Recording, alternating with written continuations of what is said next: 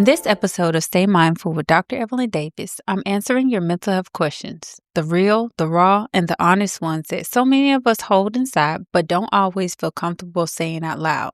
So sit back, relax, and enjoy this special season finale of Stay Mindful with Dr. Evelyn Davis.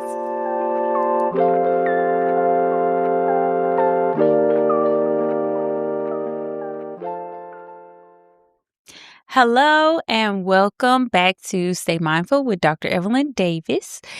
Guess what, guys? It's our last episode of the season, so that means that season 1 is a wrap. And to end of the season, I wanted to take a moment to answer some questions from you. Before we dive in, though, I do want to say thank you. Thank you for tuning in each week, for your support, and for everyone who submitted a question. I couldn't answer them all today, but who knows? Some of them may turn into full episodes in season 2. So make sure that you come back because we will be returning in January. And then maybe those questions can get answered too.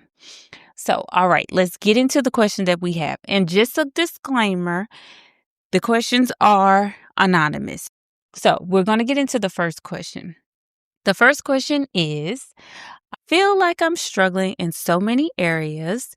How can mindfulness and new coping skills help? First, I want to say, I'm really sorry that you're juggling so much right now. I can imagine that can feel heavy, chaotic, and very exhausting. A helpful place to start is by identifying your 3 top challenges. Once you name them, you can get a clearer idea about what actually needs your attention. You can also start to choose coping skills that meet the moment and stop trying to fix everything all at once. This is where mindfulness becomes powerful. Mindfulness allows you to slow things down just enough for you to breathe, observe, and understand what is actually weighing on you. It doesn't erase the stress, but it does give you clarity, grounding, and capacity to move through it instead of feeling swallowed by it. Coping skills are the tools that kind of help us to reduce the pressure that we feel in these times. Some examples could be keeping a journal to help you process your thoughts, downloading an app like Calm that can give you breathing exercises, or shameless plug, listening to the mindful mini episodes that are on this podcast. Also, moving your body through exercise, eating in ways that support your energy, maintaining consistent sleep, limiting excess caffeine. I know Starbucks is good, but you got to lay off of it because it could be contributing to the stress that you're feeling. Also, identifying and challenging negative thoughts. That's very important because sometimes when we have those negative thoughts, it can contribute to stress as well. And then also reaching out for support of friends and family. Having that support is really good during those times too. And if you've been trying these things, but you still feel overwhelmed or the stress is starting to interrupt your daily life, that may be a sign that it's time to talk with a professional that can help support you more directly. Also, websites like Psychology Today or Therapy for Black Girls, those sites can help you find therapists who specialize in specific challenges or experiences that may be contributing to your stress. I know I gave out a lot of stuff, but I hope this helps you take your first steps towards breathing a little bit easier and then also letting you know that you don't have to navigate this alone. So, our next question that we have is, I work in a helping profession and my job continues to be stressful. I'm constantly working past 8 to 5. I think it's a time management issue. Can you help? Yes, I can. This could absolutely be a time management issue, but it could also be a boundaries issue. And honestly, in helping professions, it's common for it to be both. A few questions to ask yourself just to determine which one it is, or if it is both, is to ask yourself, is the volume of the work too much, or are the expectations unclear? You can also ask yourself, am I taking on responsibility that aren't actually mine? Mindfulness can help play a big role here because it helps you to notice the patterns that you're falling into, especially the ones that keep you in that constant loop of giving, rushing, or overextending yourself. And also, do others expect to have access to me after work hours? That's a big one. If the issue is time management, there are some things that you can do. You can try time blocking. You can try prioritizing your big three tasks. You can also try to reduce decision fatigue by creating routines that help you stay on task. If it's boundaries, though, you might need to define clear limits around your availability and communicate those limits consistently. And let me be clear.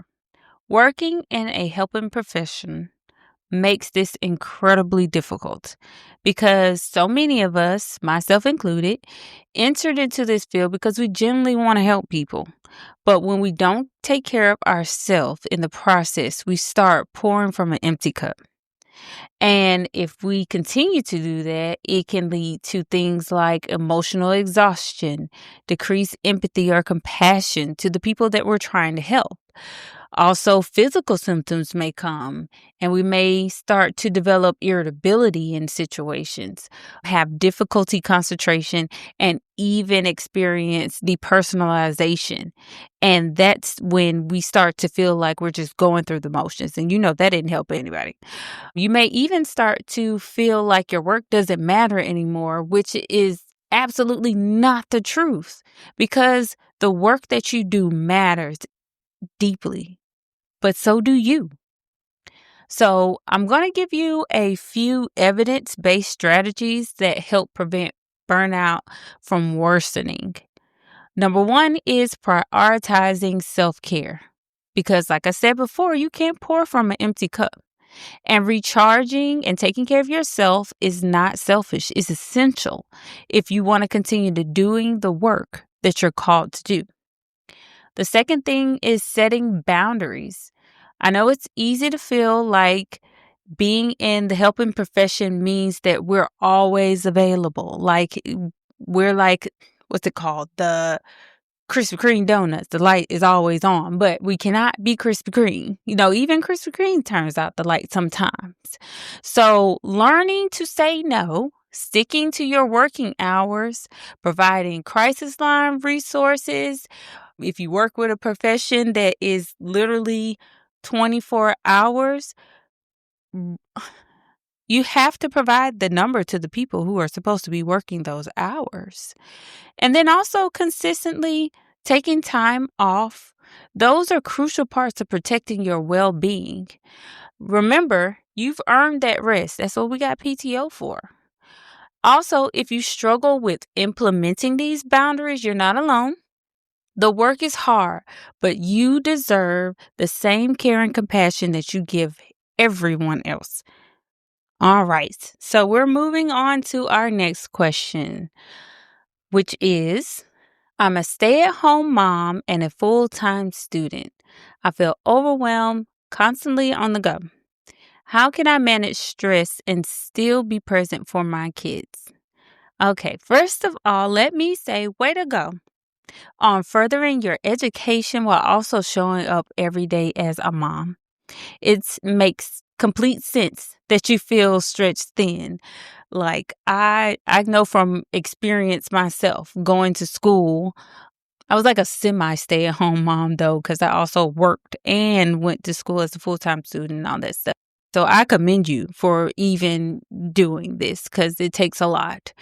But I do want to also highlight that you are holding two major roles at once. And I see you, Mama. I really do. There are a lot of misconceptions that come about, stay-at-home moms. One of them being that they have more time, they're less stressed, or it's an easier day than working parents. And the truth is that it's not. Being a full-time caretaker comes with its own real challenges. For instance, stay-at-home moms, some of them who have not figured out their flow just yet, experience isolation, burnout, and emotional overwhelmed. On top of that, some stay at home moms may experience depression, anxiety, self doubt, mental exhaustion, and for some of them, they find substance abuse as a way to cope. And then, mom, when you add school into the mix, the deadlines, the studying, online assignments, the pressure to keep up, it's a lot. It's more than a lot. It's a full plate on top of an already full plate. It's like Thanksgiving and you put all of the things on one plate. I will tell you that what I do have for you is that one of the most effective tools in situations like this is intentional scheduling. Not perfection, not a strict routine, but a flexible structure that kind of gives you the breathing room and helps you to get everyone grounded during your day. So, here are a few other ideas that can help support you with your intentional scheduling. One of them being creating a morning rhythm that signals that the day has started. That comes with getting dressed in the morning, brushing teeth, opening the blinds, doing little small things that help set the tone and let the kiddies know that are at home that, hey, our day has started. And also for you too. Even though you may be at the house most of the day, putting on some clothes lets you also feel like you are waking up with a purpose. Also, with you having a schedule and being a full-time student, playing with your kids before you dive into the schoolwork or any other work that you have to do. Even if it's a short burst of undivided attention, can make them feel full. And it also can reduce interruptions. Having a time where you guys sit and do like a circle time, like they would do at a daycare, can help you to show them some love, connect with them, but then also set yourself up so that you can do some uninterrupted work. Also, creating rotating play stations. So, this is creating independent activities for your kids while you study. And these things can be swapped daily or weekly, but it's something educational that they can do. This can be puzzles, this can be coloring sheets if you're that brave, but things that can keep their attention while you work. Also, having a designated and specific study space. This helps to create a sort of a boundary that this is the space that you do your work. And you can even go as far as to create a space for them so that they know that this is the place where they play, which is not your study area. You can use this space during your highest energy moments of the day so you can get the most out of your time. Also, build in buffer time. Kids are very unpredictable. I'm sure you know that. But giving yourself a margin helps to reduce frustration. This also gives you a time to schedule dedicated rest periods for them and also for you. Using 15 minutes of quiet time can reset all of you guys' system so that you can be more productive and then also so that they can get that attention from you during the day. Also, you want to lean on simple support systems. Having times where you check in with friends, ask for help where you can, and then also talk to a professional if you're feeling overwhelmed more than usual. And then lastly, and which is the cherry on top of the sundae, is choosing one daily non-negotiable for well-being for yourself. Maybe it's doing something like listening to music, or maybe it's your favorite show after bedtime, a warm shower, a short walk, or just 5 minutes of silence. Whatever it is, make it yours. And remember that being present for your kids doesn't mean that you're being perfect. It means that you're creating a space where everyone, especially you, can breathe. I hope that helps, Mama, and good luck with school and taking care of those babies. Okay, next question that we have on here. I've been in multiple relationships that don't end well. People tell me that I'm not giving myself time to heal, but I still want to date so I can find the right one. Should I wait? This is a real and relatable question. And the fact that you're even asking tells me that you're already becoming more aware of your patterns. When you have had several relationships that end the same way, it's natural to wonder, is it because I'm not healed? Am I moving too fast? Or do I just want companionship and hope the next one will be different? I'm not going to tell you yes or no because ultimately the choice is yours. But I will say this. There's nothing wrong with wanting love. There's nothing wrong with wanting connection. Those desires are all human and they're valid. But here's a little gentle truth for you. Dating before you have healed often pulls you right back into the same patterns that you're trying to break from. And I can imagine that every time you get into a new relationship, you kind of see the same thing from different people. So I want you the next time to consider a few important things. One being, every relationship has a grieving process, even if you are the one that ended it. Grief can bring feelings of rejection, self-doubt, or wanting to replace the loss quickly. And then also when kids are involved, the grief is multiplied. They experience their own version of that loss too. You also deserve space to reconnect with yourself before pouring into someone new. So keep those things in mind. Also, that it can be helpful to the next time around to reflect on questions like, what patterns do I see in my past relationships that I want to avoid or improve? Do these exist in me or the other person? Also, what qualities truly matter to me in a partner? They say everything that glitters isn't gold. So I want you to also think that in mind too, because just because, someone may be aesthetically what you want in a person doesn't mean that they are the person for you. Also, what boundaries do I need to feel respected, safe, and valued? I suggest that you write those down. And when you're talking to someone, you're looking for those things and you truly have an idea of what that looks like.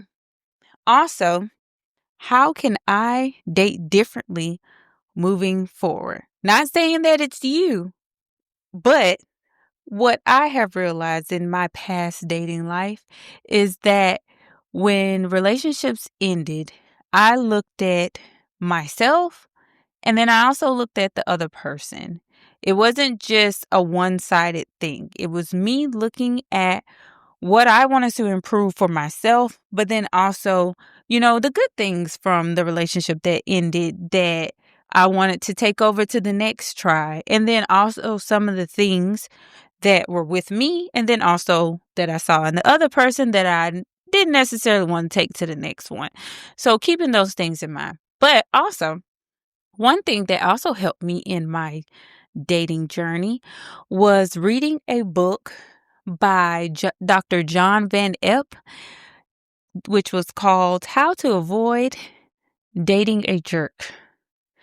And he specified it was not just for women, it was for men too, because women can be jerks too. But in that book, he brought this concept of the relational attachment model, the RAM.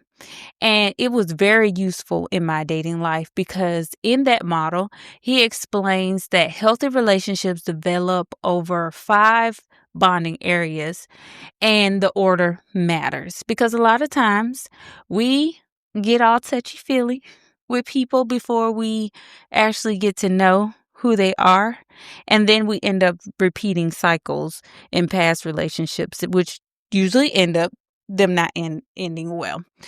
So those 5 bonding areas that Dr. John Van Epp spoke about were the know, which means that taking the time to truly get to know someone, trust, slowly building confidence in who they are, the rely, seeing if they are dependable and consistent. Commit is increasing mutual loyalty and investment. And then the touch, that's that one that we usually go to first, but it's supposed to be last, which is the physical and sexual intimacy. When you're healing, these areas can definitely get out of balance. You may trust too quickly, commit before you truly know the person, rely on them before they've showed that consistency, and then jump into physical closeness before emotional safety is established, or even recreate relationships that mirror past wounds. Healing helps you to keep these steps in the right order, which again is that know, trust, rely, commit, and then touch. So touch them last. Don't touch them first. When you prioritize your healing first, you are able to choose partners more intentionally. You can also move at a pace that protects you. And then it also allows you to communicate more clearly when something doesn't feel right. You also can notice those red flags earlier. Again, everything that glitters is not gold. And then also you'll start to attract partners who are emotionally healthier too. So healing creates a space for healthy relationships than you've ever had before. And when you're ready, truly ready, you won't have to chase the right one. You'll be able to recognize them. So I hope that helps in your dating journey.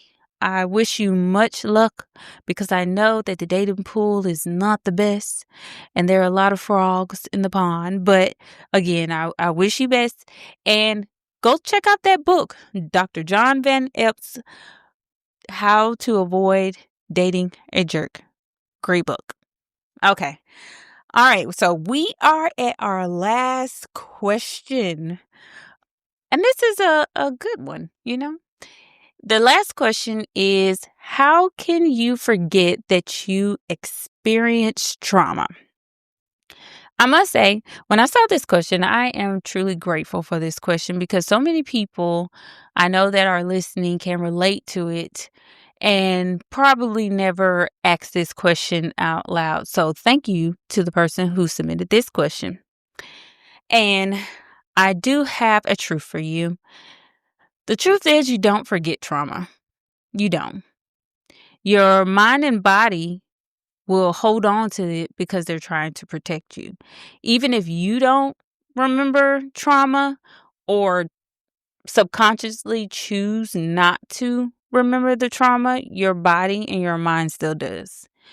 One of the things that stood out to me with this one was a book called The Body Keeps Score. It's by Dr. Bessel van der Kolk. Sorry if I chopped that up. But he explains that trauma affects both the brain and the body. It can change the way that we process stress, form memories, or even how our nervous system responds to everyday situations. Traumatic experiences, whether it be things like natural disasters, violence, accidents, abuse, or sudden loss, they can become locked in the body. And they usually or can show up as anxiety, sadness, or anger, trouble concentrating, having nightmares or intrusive thoughts, difficulty sleeping, depression, dissociation. And then also they can present as physical symptoms like tension, migraines, pain, and even fatigue. When trauma happens, the amygdala, which is your brain's built-in alarm system, becomes overactive like a smoke detector that goes off even when there's no fire. At the same time, the frontal lobe, which helps you to think clearly, stay organized, and regulate emotions, struggles to step in and calm the alarm. The hippocampus, which is the part of the brain that organizes memories, can also become overwhelmed. Instead of neatly filing away the event in the past, it may store pieces of trauma as if they're still happening. That's why certain sounds, smells, or situations can suddenly make your body react as if the danger has returned. That's why trauma isn't something that you can just forget. It's now wired into your survival system. because your body is still trying to protect you. But the good news is that healing is still possible with therapies like CBT, mindfulness, yoga, EMDR, and then also doing neurofeedback. Those all can help you calm the nervous system and retrain the brain responses. And supportive and safe relationships also play a huge role in helping the body feel grounded again. There are also healthy coping strategies that can support you along the way, like avoiding alcohol or drugs as coping skills, spending time with supportive and trusted people, keeping routines for meals, sleep, and movement, practicing mindfulness or stress reducing activities, also setting realistic goals and focusing on what's manageable. Healing doesn't mean that you are erasing the memory, but it does mean that you are reducing the emotional charge that it gives you. You're also creating safety, learning your triggers, building new responses, and reclaiming control of your own story. As the book The Body Keeps Score reminds us, the body stores what the mind can't process. But with trauma-informed care, grounding, and consistent support, the trauma no longer controls your present. You remember it, but you no longer relive it. Again, I hope that helps you. I also want to let you know that if you are dealing with trauma, it is very important that you get connected with a professional or someone that you trust to be able to talk to, but mostly a professional, because professionals will have the skills to help you really walk through that trauma and find better ways to cope with it. Okay, that was our last question. And I want to thank those who submitted questions. Those were great questions. I appreciate them. For anyone that is listening, if you or someone you know is dealing with any of the challenges that we talked about, I encourage you to reach out for support. You don't have to navigate any of this alone. And if you're in crisis or if you need immediate emotional support, please reach out to 988. It is the Suicide and Crisis Lifeline. They can connect you with additional mental health resources that you have in your area. And thank you again. I truly, truly, truly appreciate your continued support for listening to this podcast. I hope that season 1 gave you what you need, and whether it was comfort, clarity, or just a moment to breathe. Stay tuned for season 2 that is coming in January. And until next time, take care of your mind, nurture your spirit, and stay mindful.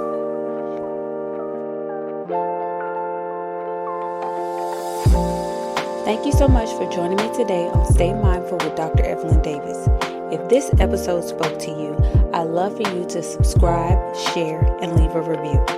You can find this podcast and past episodes on Podbean, Apple Podcasts, Spotify, Amazon Music, and iHeartRadio. Be sure to follow so you don't miss any future episodes. And if you found this episode helpful for you, please share it with a friend.